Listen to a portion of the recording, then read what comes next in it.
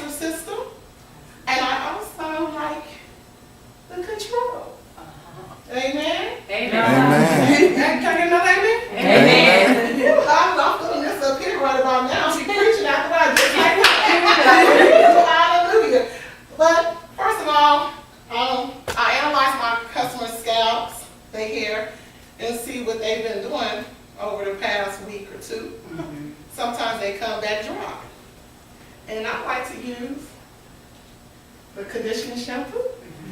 And they also have hair augmentation as well.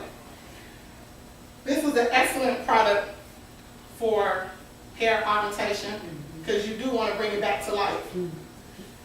And after I use the conditioning shampoo, I also like to use the restoration to bring back that hair augmentation. Anyone out there use this on hair augmentation? Has it brought it back to life? Yes. Come on,